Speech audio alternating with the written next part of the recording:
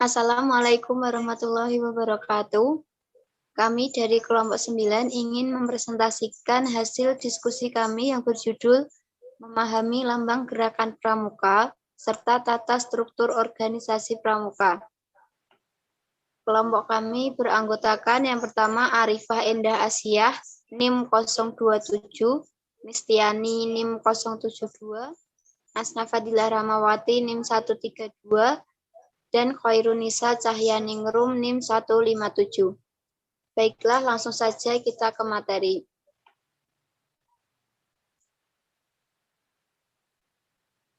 Yang pertama yaitu pengertian lambang gerakan pramuka. Lambang gerakan pramuka adalah tanda pengenal tetap yang melambangkan sifat, keadaan, nilai, dan norma yang dimiliki setiap anggota pramuka yang dicita-citakan oleh gerakan pramuka. Lambang gerakan pramuka diciptakan oleh Sunarjo Atmodipuro, seorang pembina pramuka yang aktif bekerja sebagai pegawai tinggi Departemen Pertanian. Lambang gerakan pramuka digunakan sejak tanggal 14 Agustus 1961 pada panji-panji gerakan pramuka yang dianugerahkan kepada gerakan pramuka oleh Presiden Republik Indonesia. Bentuk lambang gerakan pramuka adalah gambar bayangan atau silhouette tunas kelapa, sesuai dengan surat keputusan Kuartir Nasional nomor 06/JN/72 yang ditetapkan pada tanggal 31 Januari tahun 1972. Kemudian yang kedua, arti kiasan lambang gerakan pramuka. Yang pertama, buah nyiur dalam keadaan tumbuh dinamakan cikal, dan istilah cikal bakal di Indonesia berarti penduduk asli pertama yang menurunkan generasi baru. Jadi lambang buah nyiur yang tumbuh mengiaskan setiap anggota gerakan pramuka merupakan inti bagi kelangsungan hidup bangsa Indonesia.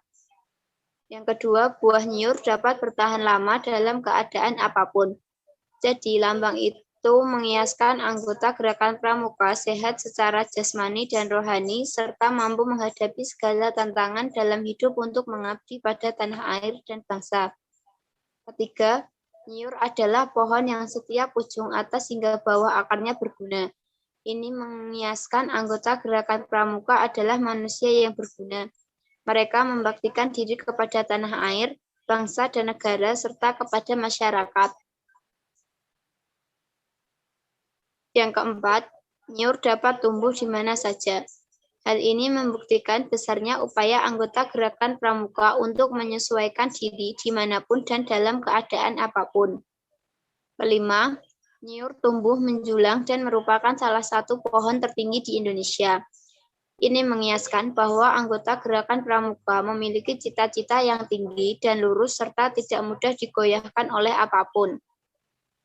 Yang keenam, akar nyiur tumbuh kuat dan erat di dalam tanah. Ini mengiaskan tekad dan keyakinan yang berpegangan pada dasar-dasar dan landasan-landasan yang baik, benar, kuat, dan nyata untuk memperkuat dirinya untuk mencapai cita-citanya.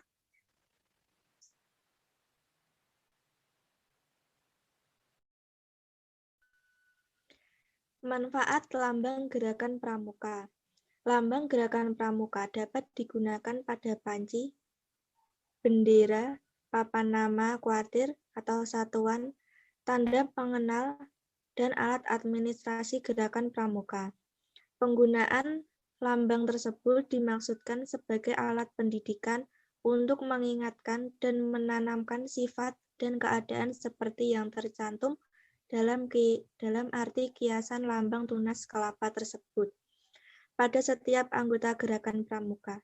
Setiap anggota gerakan pramuka diharapkan mampu mengamalkan dan mempraktekkan ilmu pengetahuan dan teknologi yang dimilikinya kepada masyarakat di sekitarnya atau di sekelilingnya.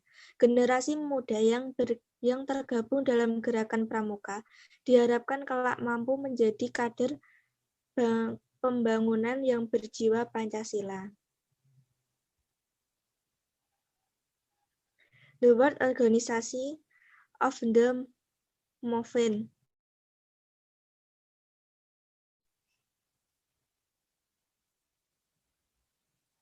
Pada tahun 1907, Baden-Powell mengadakan perkemahan di Pulau Bronsey untuk Baden-Powell memberikan lencana kepada seluruh peserta, dan di lencana tersebut terdapat lambang yang diambil dari lambang pasukannya yang dia latih selama bertugas di India pada tahun 1897.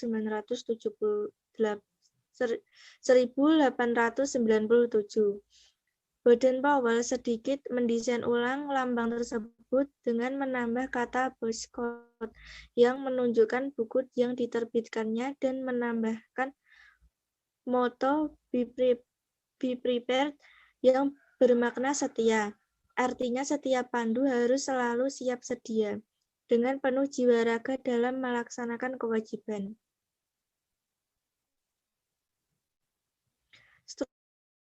Struktur organisasi gerakan pramuka. Di dalam organisasi kepramukaan ada yang biasa disebut dengan istilah majelis pembimbing, yaitu badan yang bertugas memberikan bimbingan dan bantuan moral, organisasi, material, dan finansial kepada kuartil, gugus depan, satuan karya pramuka.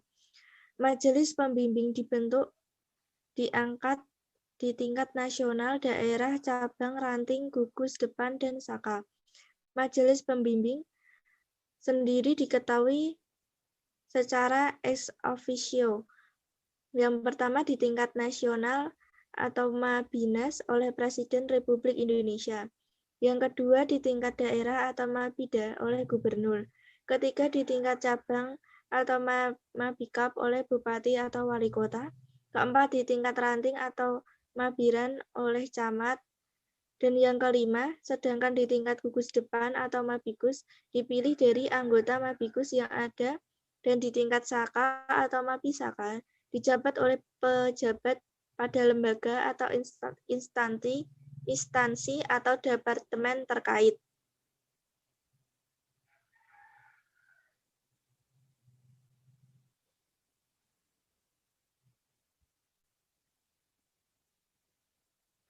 Yang kedua, Badan Pemeriksaan Keuangan atau BPK. Gerakan Pramuka adalah independen yang dibentuk musyawarah Gerakan Pramuka dan bertanggung jawab kepada musyawarah Gerakan Pramuka. Yang ketiga, kuartil dan koordinator gudep merupakan perangkat dan mekanisme kerja untuk mencapai tujuan Gerakan Pramuka.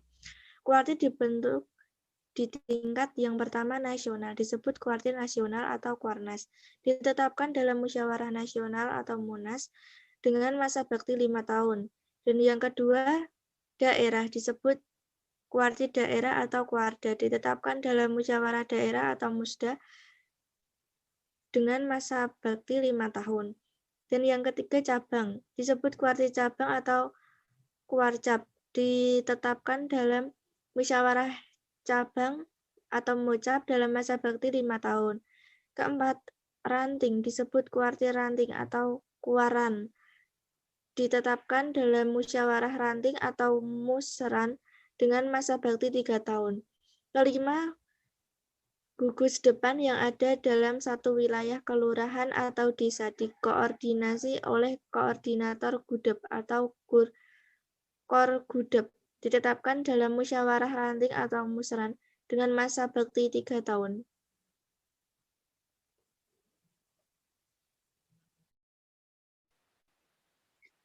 Yang selanjutnya yaitu lanjutan materinya keempat, gugus depan atau gudep adalah pangkalan peserta didik yang merupakan wadah pendidikan dalam organisasi gerakan pramuka.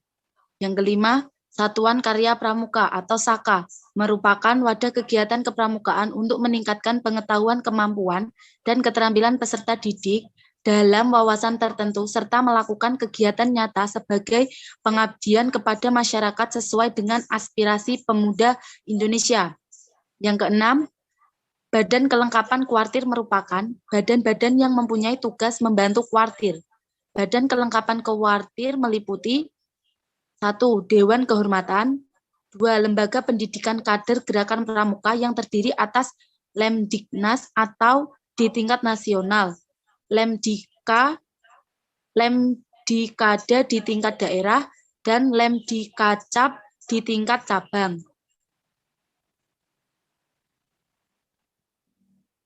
Yang ketiga, Dewan Kerja Pramuka Penegak dan Pramuka Pandega atau yang disebut dengan Dewan Kerja yang terdiri atas DKN atau Dewan Kerja Nasional di tingkat nasional, DKD atau Dewan Kerja Daerah di tingkat daerah, DKC atau Dewan Kerja Cabang di tingkat cabang, dan DKR atau Dewan Kerja Ranting di tingkat ranting.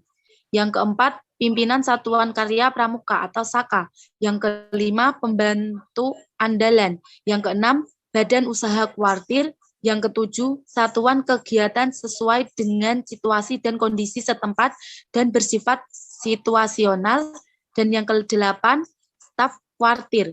Kemudian yang ketujuh, Pramuka Utama Gerakan Pramuka adalah Kepala Negara Republik Indonesia atau Presiden.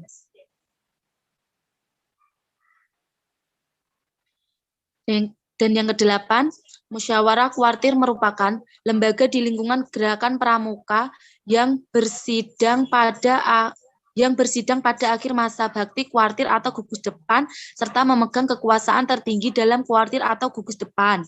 Musyawarah ini terdiri atas A. Musyawarah nasional yang diadakan sekali dalam waktu 5 tahun.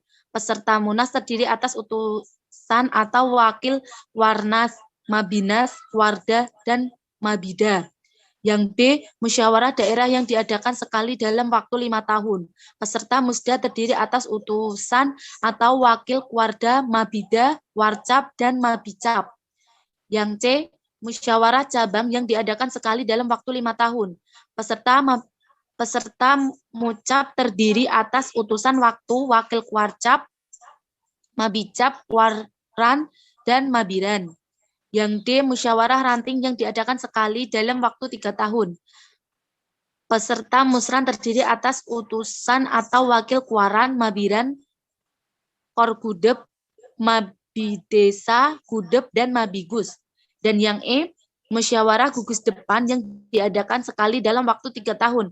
Peserta Mugus terdiri atas utusan atau wakil Gudep dan Mabigus.